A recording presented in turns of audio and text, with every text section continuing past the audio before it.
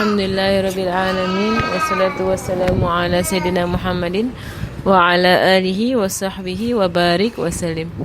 Okay, we are Bismillahirrahmanirrahim. Do you have a earpiece? Forgot my earpiece. I forget my earpiece.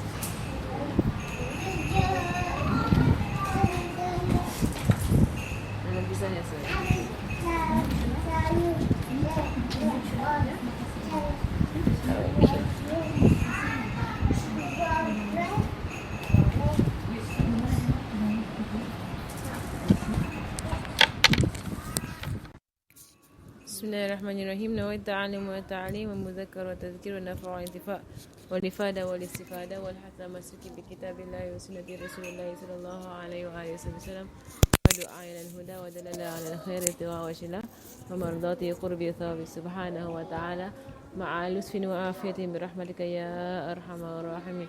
Allahumma inna nas'aluka ilman ladhi mirsafihani wa ghani.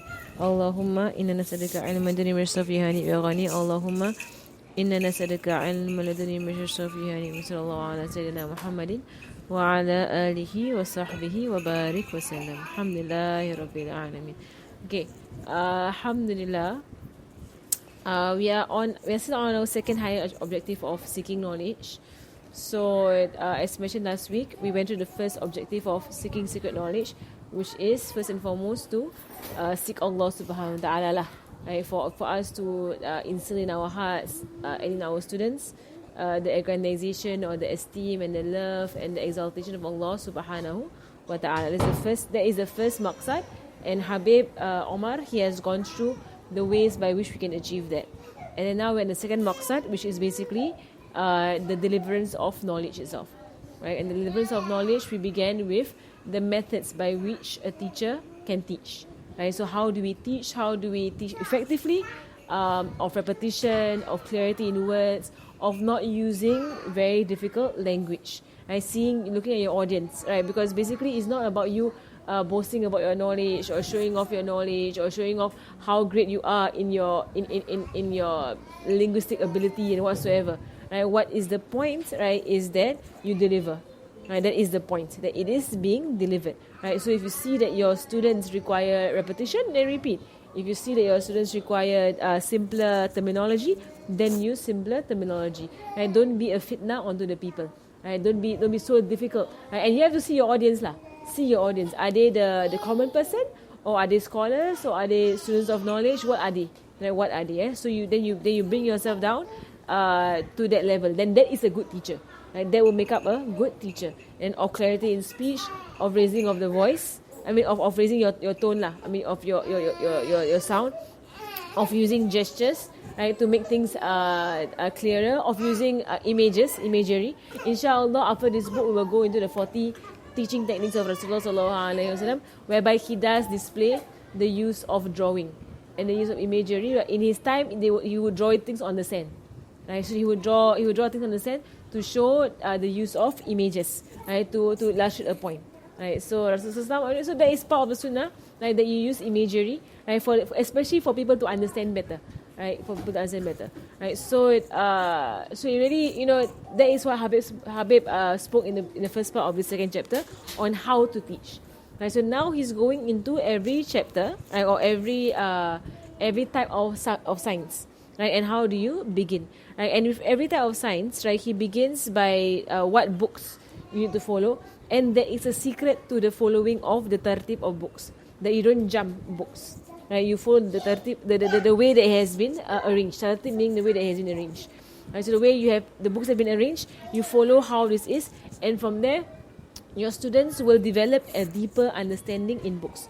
Right, which is why it's one of the flaws lah of our system, right, whereby they just keep adding on to what has been learnt, right, but then it's not, there is no traditionally, when you teach one book, the second book will have the entire of the first book in it, so you will relearn what you learned, right, and the third book will have the entire of the second book and what is in it, and a bit more, right. So in the way that they teach, right, is that you never forget, right, because you're made to learn the same thing over and over and over again for the next few months. Right, so to the point whereby, when you come up with this kind of system, all your knowledge is on your fingertips. Right? It means you need to know all these things, and inshallah it's in your heart for you to apply. Right? So if somebody comes to you and asks you for a ruling, you don't have to like, okay, wait, I check the books first. Right? But I know it in front of me. I know the knowledge in front of me. Right. So it's not like modular whereby you take modules and you forget your module altogether after that, and you take another module and forget all that again. Right? But it's basically it is building up. Right? It is building up of knowledge. Right. So we have taken the Quran being the most important knowledge for a human being to occupy himself with. There is no knowledge that is more important than the knowledge that's in the Quran. Right? And that will begin when they are young, when they are small, and it will continue until they die. Right? The Quran will be the main source of reference, the main source whereby they turn to, and the main source of knowledge. Right? They will seek knowledge from the Quran. From the beginning right up to the end, you need to understand the Quran. And learning of the Quran you can never finish learning the Quran. It's impossible. Nor can you ever finish memorizing the Quran. Anyone who has memorized the Quran can tell you that that the memorizing of the Quran is an ongoing process. You memorize and you forget. You memorize and you forget. Like basically, you cannot I have memorized the Quran. Right? They will say like if you speak to people who have memorized the Quran, they'll say, "Oh, I have finished my first round of memorization when I was 12." Right, and every year is an ongoing repeating of memorizing the Quran. Right? They will rememorize over and over and over until they die. Now you cannot let go of this memorization of the Quran. Of course, tafsir is part of learning the meaning of the Quran. Then after Quran comes the knowledge of After Quran comes the knowledge of hadith. And these are basically the two main knowledges that we will focus on because they are from God Himself. And Allah sent the Quran down and Allah inspired in Rasulullah SAW all that He says. And we know that all words from Rasulullah SAW is only said with the pleasure of Allah subhanahu wa ta'ala. Right? And it is a shame that we have focused on other knowledges that are from other human beings and not focused on knowledge that is completely true from God and from Rasulullah SAW.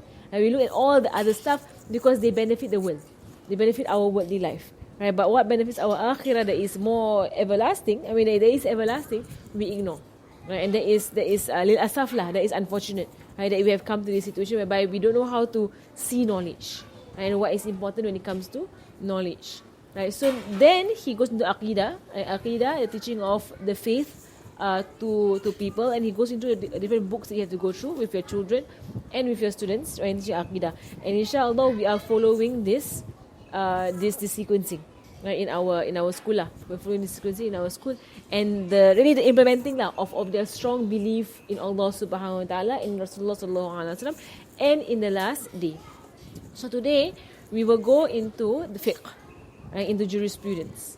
And so jurisprudence, right, it is something that the religion itself, when it comes to teaching children, jurisprudence, like physical fiqh laws, about praying, fasting, and so on, right, it does come when the child approaches the age of 7, right, when they begin to understand that further. When it comes to 0 to 7, right, you are focusing more on their connection with Allah subhanahu wa ta'ala. You're focusing on that. Right, so 0 to 7, you focus on their belief, on them pondering, on asking them about who's your creator.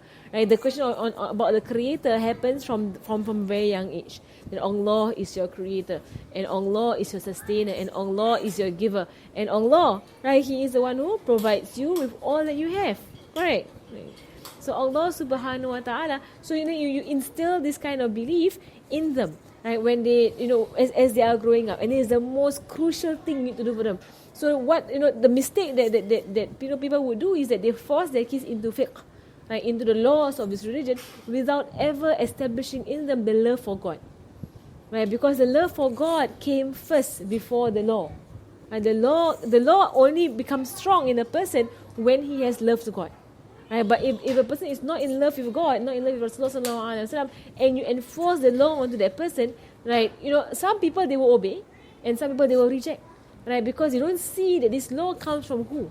It comes from the one that you love, that you love your entire life. Your whole soul belongs to this being, right? To whom sent down these laws. Which is why the love for God came first. Which is why we look into the life of Rasulullah, it was 13 years that he spent in Mecca, developing the belief of the Sahaba. Right? Developing their belief, developing their love of Allah subhanahu wa ta'ala, developing their attachment to Allah subhanahu wa ta'ala and to Rasulullah sallallahu alaihi wasallam. And all of this needed to happen first, right? Before he went to Medina and he began to and the laws began to come down, right? And began to be imposed, laws began to be imposed onto them. So the Sahaba, they very quickly just embraced the law. Right? But if our children, right, if we force law onto them, right, without love, right, in the first place, without attachment, without understanding of who is God, right, then how in the world do you expect them to embrace the law, right? If you're going to force it without the love first, right? And also when it comes to parenting, same thing. Right? You have laws of the house, right? You have rules in this house, right? But the first 7 years is when it's crucial, right, for you to establish a rapport, right, with them, and they understand you are the parent, they are the child. Right, you love them and you look after them and you take care of them. So for the first 7 years, it's important that you be present in their lives for them to see you as the parent. Right, that you are always there bringing them up. That is important for 7 years. Very important. Before you begin to be an administrator of law, right, in the household. Right, so if you begin to just jump into the law part when they are older and their first 7 years of life you were always absent, then you will have rebellion. Sure, you have rebellion. Right, because they were like, you know, like they don't have a connection to you and there's no love for you. Right, so it's easy to just, you know, like, I don't care what you say. Right, I'm just going to go against what you say. Right, because, you know, there is no affection and there's no love, right, or attachment to the parent. Right, so before you are even a lawgiver, right, and Allah Himself teaches us, before being a lawgiver, right, there is attachment, there is connection, there is bond. Right, then the laws will be embraced. Right, and then when they do break the law, when they do sin against Allah subhanahu wa ta'ala, or when they do disobey you, right, their own self-conscience and their own love for you will cause them to rectify themselves. Right, because not to say that they will not disobey you once they have loved you. No, I mean we all claim to love Allah subhanahu wa ta'ala, but we disobey Him all the time. Right, but what do? Right, in our disobedience to Him, it makes us break up. It makes our hearts break. Right, that we have disappointed Allah subhanahu wa ta'ala, or we have disobeyed Allah subhanahu wa ta'ala, that we are not living up to what Allah subhanahu wa ta'ala has given us of all the ni'mah, right, that He has given us. Right, which is why there's a saying that in I saw on Facebook or somewhere, right, that don't use your tongue, right, to hurt your mother, because she was the one who taught you how to speak in the first place. Right, from there you extrapolate to Allah subhanahu wa ta'ala. Right, don't use your hands to disobey Allah subhanahu wa ta'ala, because He gave you those hands in the first place. Right? How dare you use all of this ni'mah? Right? But that only comes with an attachment and understanding of Allah subhanahu wa ta'ala as being the sustainer, the lover, the one who gives you in your life. Right? Then fiqh comes. Right? Even that, the ulama, when they bring books of fiqh, right, into the lives of their students, like for example here Habib says the first book that you should start with, right, so he says Al-Fiqh Al-Islami, Al-Fiqh Al-Shafi'i. So I'm only going to go through the Fiqh Shafi'i because he gives a list of books for all different mazhabs, but I will not go through the other mazhabs, but I'll just give the Shafi'i Fiqh. So he says that يبدأ برسالة جامعة للإمام أحمد بن زين الحبشي. Right, so he says begin with Risala Jami'ah. There's a very simple fiqh book in Shafi'i Fiqh. Right, that book begins with Aqidah. And if you look at all fiqh books of the past, they always begin with Aqidah. Right, because you cannot administer law for as long as there is no attachment. Right, there needs to be attachment, there needs to be belief, there needs to be faith. Right, before the law can be administered. Right, so Risala Jami'ah begins with the tenets of faith. Right, it begins with your Aqidah in Allah subhanahu wa ta'ala, and then it goes into your fiqh. Right, it goes into the law. Right, of praying, of fasting, of whatsoever lah. Right, and then it ends off with tasawwuf, of a purification of the heart.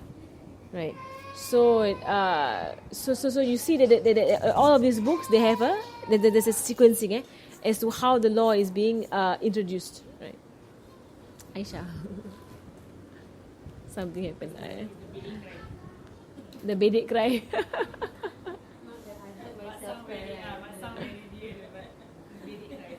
See, that's why it was one time stop. Because what was cried for was given, probably. Right, immediate stop. No tie, no tears, crocodile tears. Alright, so but it's good that you can recognize bedek cry. Prioritized by putting his hand into issues. Alright, so there's the Risalah Jami'ah. Risalah Jami'ah, you cannot underestimate Risalah Jami'ah. Risalah Jami'ah is by Imam Ahmad bin Zain al-Habshi. Right, he is the you would say the brother by Allah of Imam al-Haddad. Right, so the imams, right, they usually have like what you call, like we say best friends lah. Right, but they will say like akh fillah. Right, they will call it akh fillah or ukht fillah. Right, sister by Allah or brother by Allah. Right, like Imam, for example, Imam Shafi'i and Imam Ahmad bin Hanbal, right, they were ikhwan fillah. Right, so Imam Shafi'i, even though one was a teacher and the other was a student, Imam Shafi'i was a sheikh of Imam Ahmad, right, but they were bonded. Right, they had a very strong, close bond. They are the ikhwan fillah. Right, it means they have a love for the sake of Allah subhanahu wa ta'ala. Imam Bukhari, Imam Muslim also, they had a closeness. There was the two of them. They had a brotherhood lah, basically, between them for the sake of Allah subhanahu wa ta'ala. And Imam al-Haddad, he had that with the writer of Risalah Jami'ah, who is Imam Ahmad bin Zain al-Habshi. Right, he was Imam al-Haddad's brother by Allah. Right, so and he was basically, Imam al-Haddad was blind. So him being blind, his brother for the sake of Allah subhanahu wa ta'ala, right, Imam Ahmad, like he would be the scribe of Imam al-Haddad, and he will also be the reciter of Imam al-Haddad. So he would read books to Imam al-Haddad for Imam al-Haddad to learn the books.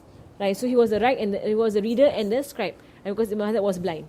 Right, so and he wrote this book Risalah Jami'ah, which is a very short text, right, on the essentials of this religion. It's a very, very short text. Right, but he is known for his dua to be mustajab. His dua is accepted by Allah subhanahu wa ta'ala. So at the beginning of his book, Imam Ahmad bin Zain al-Habshi, he wrote at the beginning of his book that whosoever learns this and teaches this and applies this, right, then may Allah subhanahu wa ta'ala open up for him the knowledges, right, that is inward and outward. And so whoever wants openings from Allah subhanahu wa ta'ala, learn this book properly. Right, you will get opening, you will get wilayah. You can even go up to being a wali by learning this one book from Imam Ahmad bin Zain, because his dua is mustajab. Right, so like, of the habaib, many of the habibs, when they learn this book, they reach, a very high station. Right, this one is a very small text, it's a very thin text, but because there's so much blessing in it.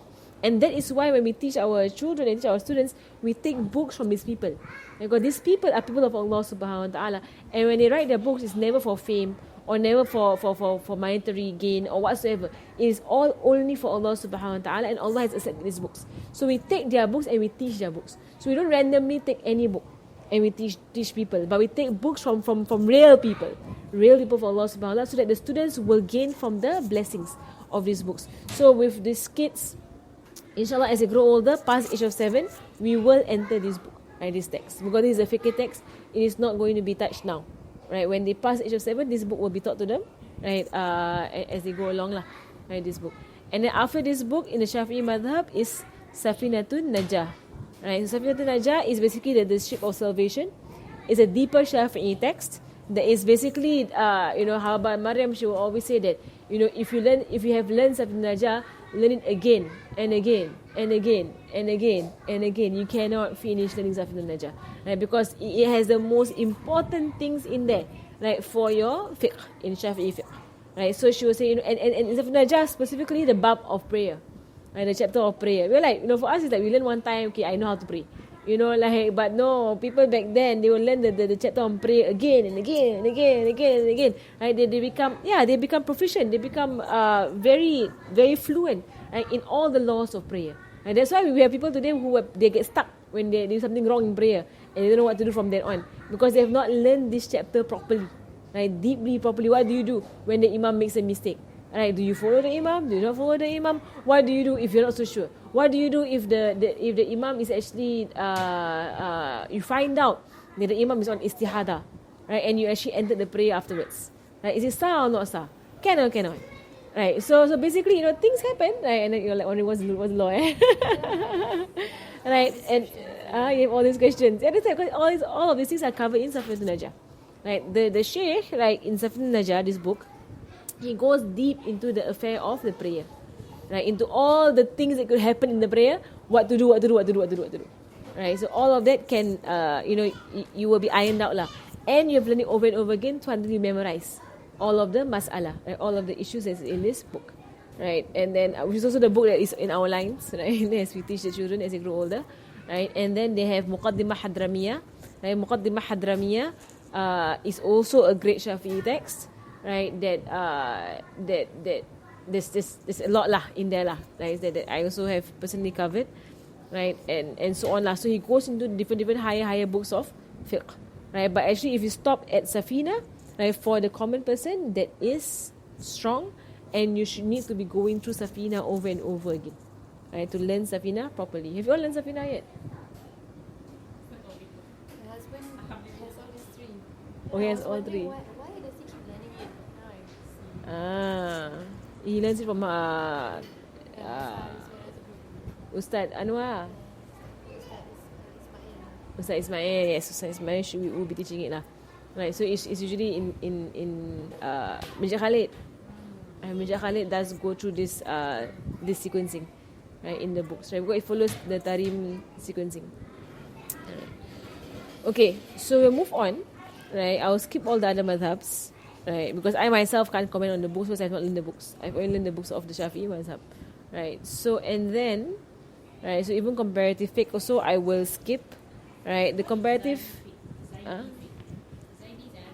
Zaini is a type of madhab also. Right, it's type of madhab. Right, and then comparative fiqh, right, which is also that I've heard Habib Omar, he does teach this in Darul Mustafa, right, in the mornings. But then, like it's very deep lah. It's very deep. Right, that is all later on. Later on you can go into all of these things. Right, Usul fiqh also if later on. Right, depending on what they want to major in lah. This is all later on. Right. So we will jump right up to the Seerah, the prophetic biography. How do we start this book? Right. So Seerah, Seerah Nabawiyah, Kitab Seerah Nabawiyah Sharifah lil Haddar, Kitab Qabsat min Nur Nubuwah li Sheikh Abdul Fattah Abu Ghudda, which is one of my favorite authors. Kitab Durus Seerah Nabawiyah lil Habib Alawi bin Tahir al Haddad, Kitab Al-Anwar Al-Muhammadiyah للإمام يوسف نبهاني. تمام. So he recommends 4 books and he take them in order, right? And the first book is the Seerah An-Nabawiyah Al-Sharifah by Al-Haddar. That is the book I'm doing at Rubat right now. The first one. Okay, that is what I'm doing at Rubat right now, right? But of course I expand lah on what is in the book, but the book itself is very simple, right? And then Qabasat min Nur Nubuwah, right? That is by Sheikh Abu Fattah Abu Ghudda. He's a Syrian Sheikh, right, who does who is a very good book lah. And Durus As-Seerah Nabawiyah, this one is translated into English, this one. And last one, Anwar Muhammadiyah by Syekh Yusuf Nabahani, who is also the one who wrote the Shama'il, right, Wasail al-Wusul and Shama'il Rasul, right. So basically this is people, right, who know about their Seerah, right. So okay, the thing about the teaching of Seerah, it begins, right, when the child is very young. Right, so this in these lessons we will talk about what is being recommended, and then when we use it on the children, how do we start? Right, so the teaching of Seerah starts when the child is very young. Right, this is important because it causes their heart to be connected to their Prophet sallallahu alaihi wasallam. Right, so it causes a connection, a very strong connection to Rasulullah sallallahu alaihi wasallam. Right, so from the very beginning, today you saw, right, that we always or throughout this class we always have one lesson. There is one period that is dedicated towards the Seerah of Rasulullah sallallahu alaihi wasallam, so that they can understand that Rasulullah sallallahu alaihi wasallam was a person, who lived a life, and he had emotions, and there was death in his life, and there was success in his life, and there were many affairs that happened to him in his life. Right, so right now I'm teaching them when they are below 7 years old. After 7, they will relearn this. At the age of 12, they will relearn this. So every time we finish, they will relearn the Seerah over and over again, right, until they memorize, right, the life of Rasulullah sallallahu alaihi wasallam, right, and until they understand every aspect of the Seerah, so that nobody can come to them and tell them that their prophet is not a prophet, or no one can come to them and find fault with their prophet sallallahu alaihi wasallam, because they understand, right, the character of their prophet sallallahu alaihi wasallam. So if someone comes and says something that is not true, they know that it is not true, right, because we're not even checking anything, because they know that is not the character of my prophet sallallahu alaihi wasallam. Right, that means they need to know him very well for them to be able to reject untruths that are being told to them. Right, so in the very beginning, the teaching of Seerah is important. Right, for now, I am making them memorize it by tune. So by tune, they are memorizing the Seerah. Right, so and I will expand on the tune, because there's a bit more for me to go through. So thereafter, they will memorize based on facts. Thereafter, they will memorize the events. Thereafter, they will understand different things that happen in the lifetime of Rasulullah sallallahu alaihi wasallam. Okay, so Seerah, this will all happen later on lah. But for now, it is drawing. It is instilling love in them. It will be short. After we finish Seerah, we'll go into short stories in the time of Rasulullah sallallahu alaihi wasallam, for them to appreciate who was their Prophet sallallahu alaihi wasallam. Alright. Okay. Alright. And then we have the books of Suluk. Right. And the books of Suluk also from the very beginning, it needs to be taught. Right. Yeah.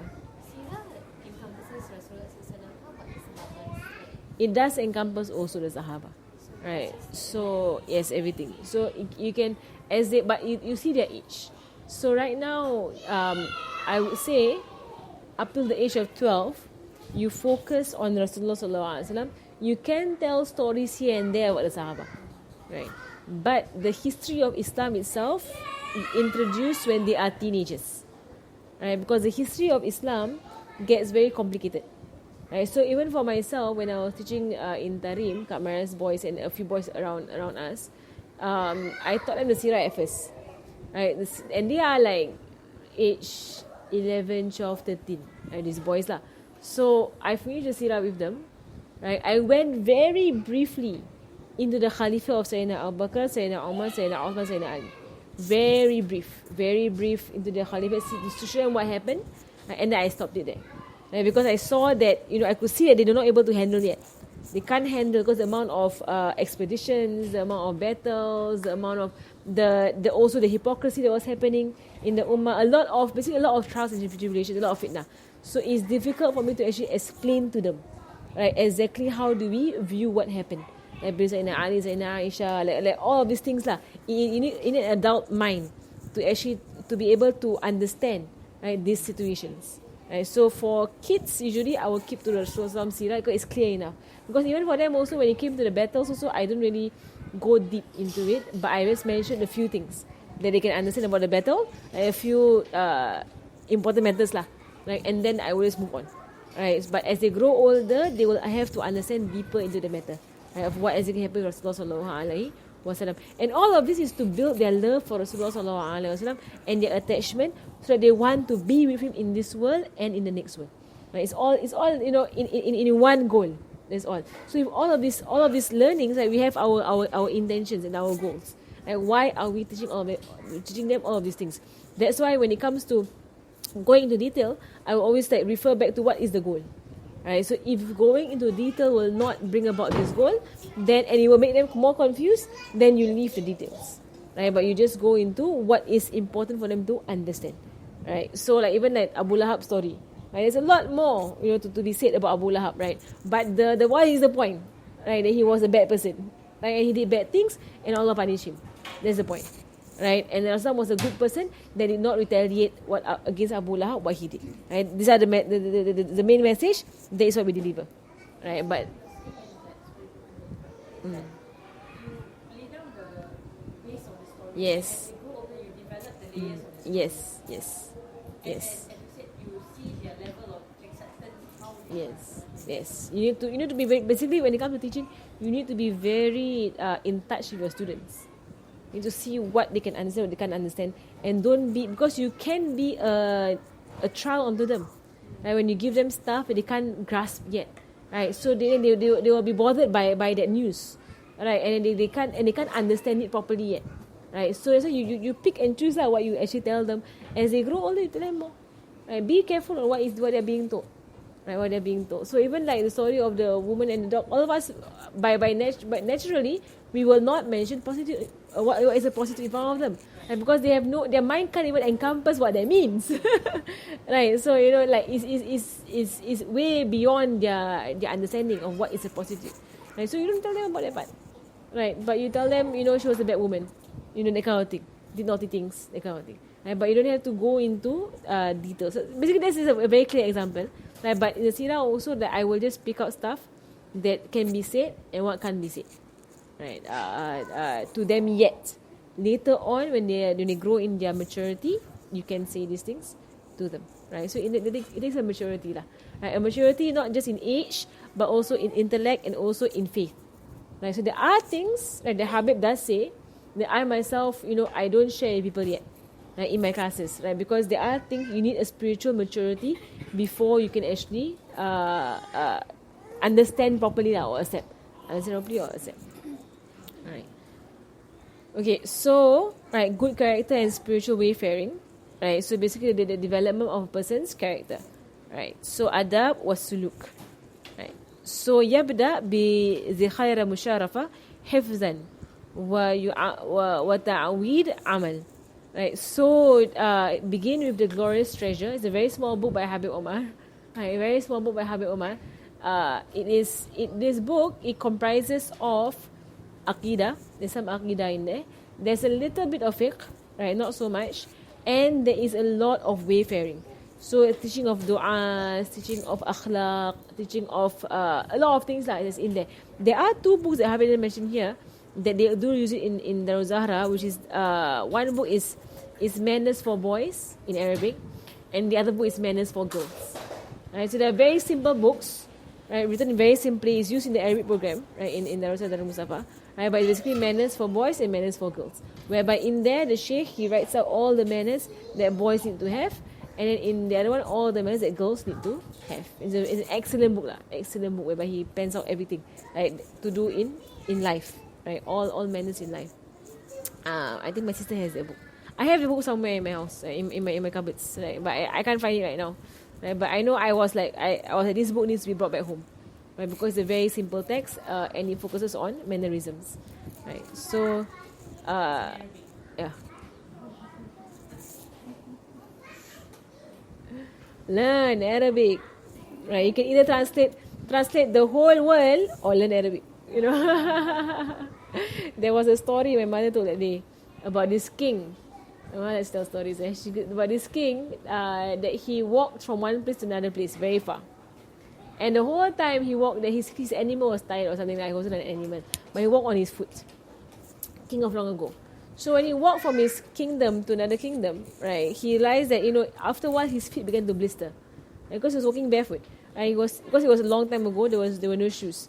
So his feet began to blister and it was tiring and it was so hot and whatsoever, right, and all kinds of things lah. Right, so when he came back to his kingdom, he said to everybody, okay, you know what? I came from this journey and the roads are very hard, right? They're very hard and rocky roads. So he commanded that the entire road from his kingdom to wherever he went be covered in leather. In leather. So that anybody who walks, you will not harm your feet. So everybody was like, they were like, this is not a good idea because you have to kill how many cows to make the amount of leather. So finally, one servant who was there said to the king, "Oh king, may I give a suggestion?" And the king said, "What's the suggestion?" He said, "Why not? You cut out some leather and tie up your feet with the leather. Then everywhere you go, you have your leather with you. Basically, make shoes." I mean, yeah lah. So the lesson is a story like the story. So the lesson in the story is that you can change the whole world and they'll take a lot of effort, or you change yourself and they'll take less effort. Right. So when it comes to Arabic books, you can translate all the Arabic books, or you could learn Arabic. Right. And then you have an entire library opened up for you. Getting there. Right, it's a key. Arabic is a key, right? To treasures, right? So it's a nice story, like your kids and whatsoever. You can change the whole world. You could. It take a lot of effort, and then you can change yourself, right? And then that would work better. Right? So and the next book is Beginning of Guidance, Imam Ghazali. Right, so of the main first few texts that you learn from Imam Ghazali, then you will learn Risala al-Mudhakara, right? Mutual reminding by Imam al-Haddad, and then you will learn Risala Muawana, Book of Assistance, and then Minhaj al-Abidin, which you're doing now, right? Path of the Worshipful Servants, Minhaj al-Abidin, and Awarif al-Ma'arif by Imam Suhrawardi. right? So basically, there are books, right, that speak about path in life, like how to reach Allah Subhanahu Wa Taala. All of these books focus on akhlaq, all of them, right? And that is why in the past, akhlaq used to be and it's still now in Asian societies, akhlaq is a subject. You study akhlaq. Akhlaq is something to be studied, is something to be learned, and is something to be implemented, right? So like now we don't have akhlaq anymore as a subject in itself, right? You have you have your sciences, your mathematics, you have all, but you have akhlaq. We used to have in our school, like civics and moral education, right? But it was it was a good. I mean, they did try to teach us akhlaq, some sort of good behavior and whatsoever, right? Right, but the Islamic sciences, they go deep into good behavior with yourself, with Allah, with the people around you, with Rasulullah sallallahu alaihi wasallam. It goes into really excellent behavior, right? And from there, the Muslims are being trained, right, to be the best of khulafa on the earth, right? The best of human beings on this earth, right? So I'm just going through briefly, right? And then he says about Arabic grammar. If you learn Arabic, so here he's assuming you have the Arabic language lah. So he's going to Arabic grammar, right? But if you don't have the Arabic language, then learn the Arabic language, right, before you go into Arabic grammar, right? So that's why it's understood that the fact that you're reading this in Arabic means you know Arabic, right? But he's going to grammar now, right? So by durus al-asas al-ra'i hadil maqasid, right? So basically begin with the durus al-asas, which is a book written by Habib Omar himself on Nahu, right? Basically Nahu lah, Nahu, right? And Al-Ajrumiyah is next, and Mutammimah Al-Ajrumiyah again, but it is more comprehensive, right? And then you end with right? So basically he gives his books lah, right? And so Nahu, he does not give so many books for you to dwell into, because if you can really grasp Ajrumiyah, right, deeply, properly, then you have grasped quite a lot of Nahu, right? So he gives that recommendation. Okay, so he says here, so all that he's recommending here, right, is just the first few years of study as you go in. And trust me, it takes a very long time to finish what he just said. Right? All of these recommendations, it takes a very long time to finish. So by the time you finish, right, you would very much be into your age lah, right? By the time you finish, if you're going to start now, right? By the time you finish, it's going to be much into your age. So he says that this represents an introductory sampling for study for the first few years. Those wishing greater depth and specialization may consult Darul Mustafa's curriculum for specialization. Right, so basically, he says that you need a teacher lah to point you where to go thereafter, right? So we'll focus on the first part. Then for your kids, right, by the time they finish these books, right, they would be of a teenage age or young adult, right? So at that point, right, if you've been teaching them all sciences, there are mathematics, sciences, English, and the religion, at that point they would have the proper knowledge to be able to choose. Do they want to go on the religious track, or do they want to go on the sciences track or the arts track? Whatever they want to go, they can take, right? But basically, there needs to be a maturity before they choose, right? So like if you see, I mean, for me, I am not a fan lah of the madrasa making the kids choose at primary 6 whether or not they want to go into academics or ukhrawi or religion, right? Because at primary 6, what do you know? Nothing. Basically, you know nothing except that what my friends do. That's all you know. Where are my friends? That's all you know. You've no clue what you want at primary 6. So I do think that it is not a good idea at all that they're doing this at Irshad lah. At primary 6, you have to choose between ukhrawi and academics, especially if for the past 6 months and the past year and a half, they have been focused on PSLE. So of course, the academic is placed on a pedestal, of course, right? And the ukhrawi is sidelined unless the home is bringing up the ukhrawi, right, in them. Right? But what do you see now? That you see the top scorers, not only are they focusing on the academics, right, but then they are opting to go to other schools, right, not stay in the madrasah line, right? They opt to go out, right, to pursue their academic goals. And you see those who are not shining, right, those who are struggling in the academics, like the religious subjects will be like, you know what, we just dump there, Because we can't make it to the other track, we just dump into this track. So what do you end up having your asatizahs? So ustazahs are basically people who are dumped. Right? People who can't make it in one track, so they are dumped into the other track, and they are forced to be in this track. And inshallah, may Allah give them blessings in their knowledge. But a lot of them that I have met along my way, they're just there because they have no other choice. So they're not passionate about the subject. They're not passionate about the religion. And they are the ones who are going to be going out and teaching our children. Right, so you put the worst of your cohort like into the religion. Right, and then you wonder why are people living in religion. Right, when your teachers are from the bottom half of the cohort. Right, going into, but it's not necessarily all the time.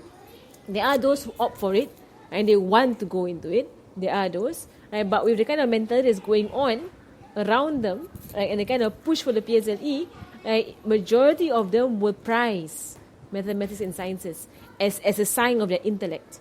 Right, that you are so smart, you should go and do your math and science. Right, don't bother with the ukhrawi side. You're so smart, you're so smart. I mean, it's a situation. It's a situation. Right, but the parent needs to guide. The teachers need to guide. But of course, the teachers themselves are hands tied because they need to reach a quota. Right, they need to reach a benchmark that they have to pass. Right, but even then, right, there needs to be equal emphasis on both. Right. In fact, I won't even say equal. I will say a greater emphasis on the akhirat. The akhirat needs to have greater emphasis. Right. It's why when I was speaking to one of my friends, she said that when she went to study Islam in UIA, right, and she is from and it's something that my brother has a theory about this. Allahu Alam, I don't know what it is. Right, but they will always say that because when you're from secular background, right, and you choose the religious track, right, and you go and study the religion, right, you are very different from those who have been on the religious track and then they end up in the religious track, right? Because there's an entire group of people and it's a psychology you can go into it and once again you can discuss it whatever. But she realizes that those who are from the religious track who end up in UIA that she have met, a lot of them have boyfriends and girlfriends and they have all these things, they got motorbike together and whatever, and they are students of the Sharia. Right? They are Sharia students. Right? But they have all of these things. Right? And she realized, and also for myself, same thing when I was sitting with them in Syria, in Yemen, and I meet them. And they're from the Madrasah track. Right? In Yemen less so, in Syria I saw it more. Because in Yemen, in Tarim, very few students from the Madrasah background would choose Tarim. Because Tarim is zero world. There's no certificate. There's nothing there. So a lot of them go there just to form up the Arabic before they go to Egypt. So many of them actually go there and then they go to Egypt after that. Right? But they will not see Tarim as an end in itself. Right? But it's just basically, I spend my holiday there for a while, that kind of thing. And they will leave after that. Right? But in Syria, I met those, right? And also my friend who met in UIA, those who basically they find themselves stuck in this track They're stuck there. So they see themselves learning Sharia just as a means of getting money. So it's how we would see learning engineering or learning sciences or learning arts. It's just basically my path landed me up here. So I'm getting this degree so I can go back and get my job and earn my money. Right? So in a sense, it is sad, but not to blame, not blaming them because that's what we were. And we were on the secular track and we did the same thing. Right? We choose fields whereby there was the most money in it. You choose basically, people on the secular track, when they go into poly, you go into university, you go into JC, you are choosing tracks whereby it would end you up on a job that has the most money. Right? Most people will think that way. Not many people will actually think of a track whereby it's my passion. There are those, but there are few. Right? Majority of people take science because that is the most promising of tracks. Right, arts not so promising. The kind of thing is the mentality of human beings. I'm not saying wrong or right, but I'm saying human mentality. Right, so there is a replication of this exact same mentality that we see amongst the maths and science and the arts. It also replicates in the religious side also. It is there. Right? It is there, and we have to be aware it is there. That is why you do have people coming out of these universities with Sharia and whatsoever, and they do things that are questionable right? Because they are not there by choice. Right? They just happen to end up there. Right? So it's a different thing altogether. But it's a psychology also lah. Because when I saw them, I was like, it is a young person figuring his way out in life. Right? So they don't know what they want exactly. They just find themselves out in this university. Right? But of course, there are those who are really shining, right, in there, who really, mashallah, right, they are very passionate about what they have chosen. So like my own cousin Mardia, she herself, she always when she chose to take the religious line and not go into poly or university, that her other friends who were of that kind of aggregate were choosing, because she was the 7-pointer. Right, she scored A1s and A2s. Right, in her O level, she could very well achieve that side, but she chose to go into religious line. Right, and people were like, in a sense, asking her like, why no one will you do that? You know, like why no one will you choose that line? Like, because you can make it into poly, you can make it into university. Why would you choose that line? Right, and she had people say to her like because her sister took the poly line, right, into university, and she had people say to her, oh, your sister doing better than you, eh? Her sister is more successful than you in that she has gone to NUS, and you are here in some Syrian university, and you're like doing, and mashallah, like people say stuff, right, that but she chose that line, right, because it's passion. It's passion, wanting to know the truth to bring to the people, right? But of course there are people who are dumb to that, right? But it's not passion, right? It's learning and passing, right? So when I was living overseas, you do see people who are off the Sharia and they miss subuh. They don't pray subuh. They always pray subuh late. Or pray subuh, the sun is up already, then pray subuh. Right? I mean, so Sharia and so you have the knowledge.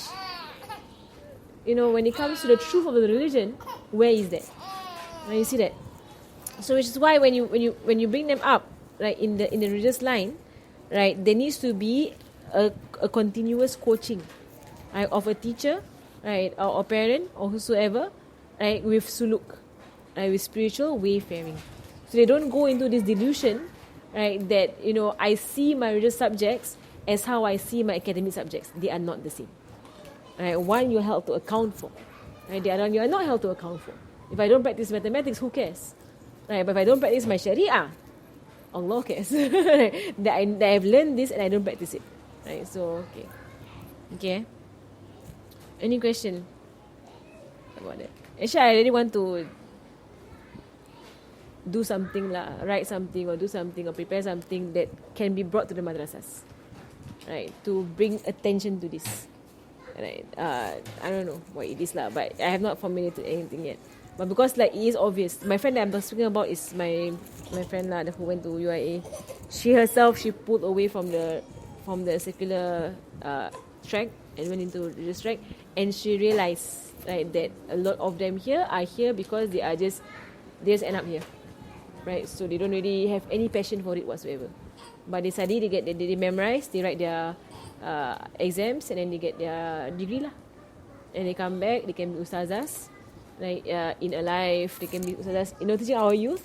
So when our youth have questions about the religion and come up to them, they have no idea the answer.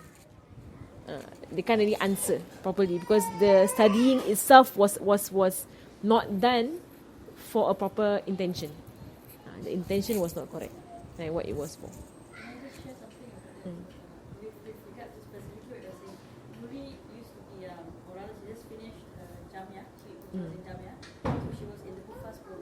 And all of the ustazah now, of course, they teach them the Quran and they teach them to memorize the Quran and all.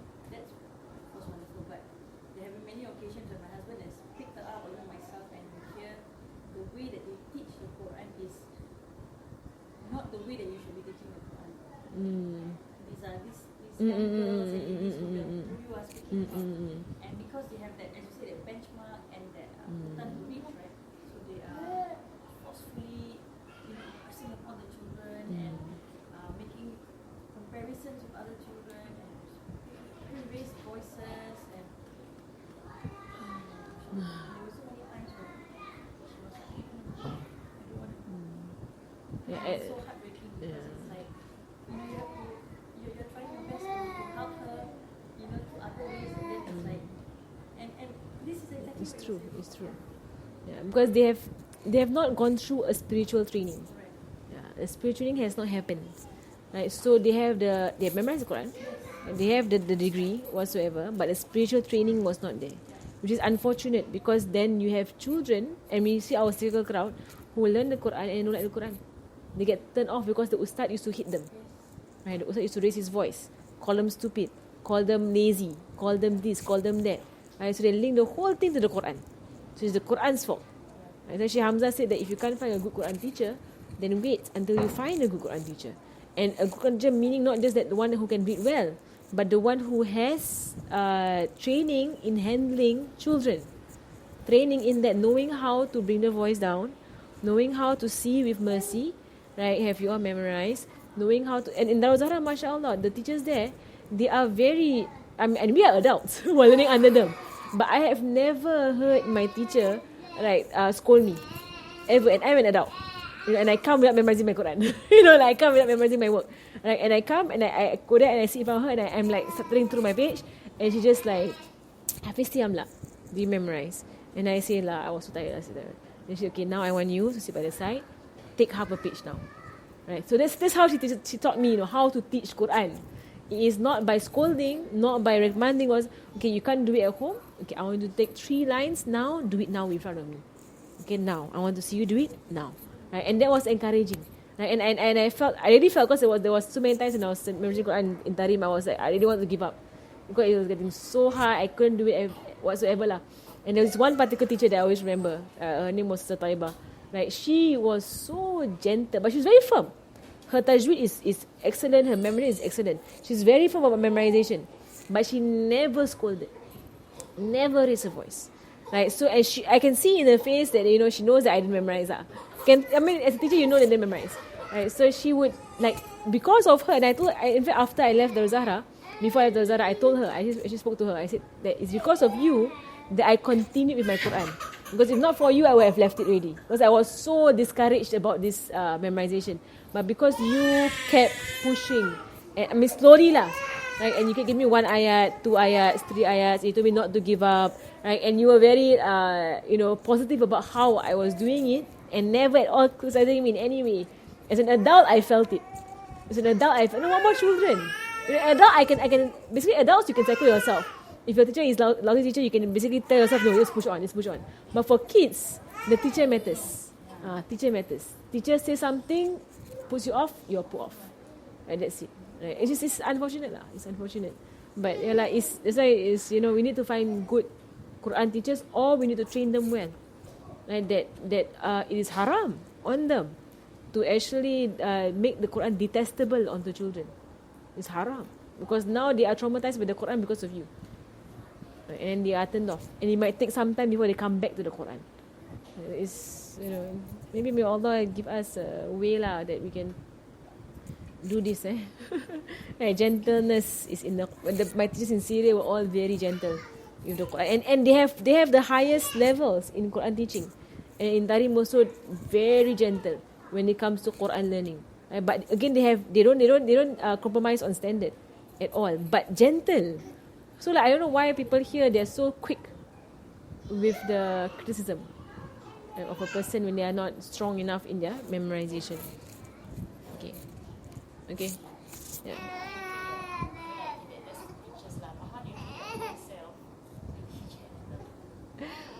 Rule of the main rule, right, is never to raise the voice. Okay, the voice cannot be raised no matter what. Throughout your life, don't raise your voice.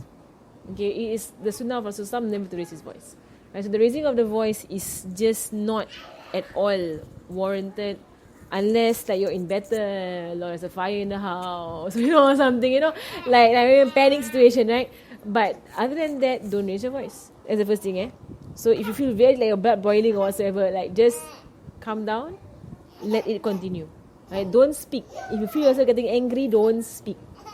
Just keep quiet, continue. Right, you need to fight lah, and selawat in your heart. Right, that in itself makes you an excellent teacher. Right, if you're able to control your anger, you're an excellent teacher. Right.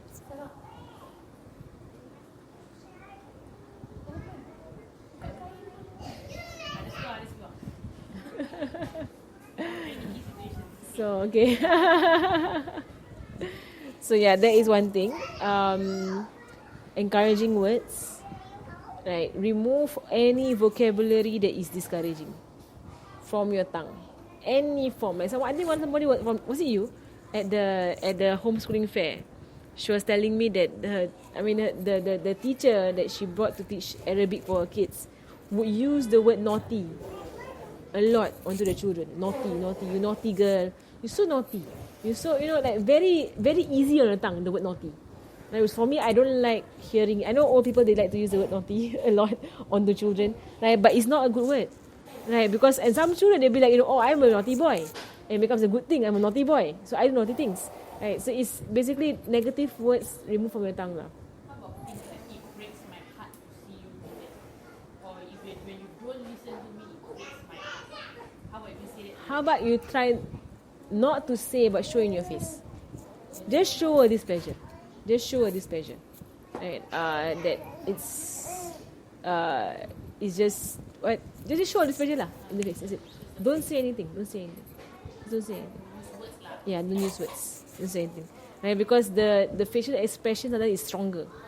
It's stronger, right? And when you use words, sometimes they will use it against you. Right? That you would like, you said this to me. Right? Like you were very mean lah about it. Very mean to me about it. Right? So that kind of thing, if you can do that, you're a very good teacher already. You're a very good teacher if you can just control your tongue. Right? When it comes to praise, when it comes to criticism. Raju Sibian speaks about that. Right? About controlling praise and controlling criticism. Right? And how to criticize if there is a need to criticize. But usually there is no need to criticize. Usually. There is no, especially below 7. Below 7, there is no need to criticize, but just say that it was, you can just encourage on the good behavior. Right? Or just praise other good behavior. Whatever lah. Anything. It's gentle approach. Okay, pause there. وصلى الله على سيدنا محمد وعلى آله وصحبه وسلم وبارك على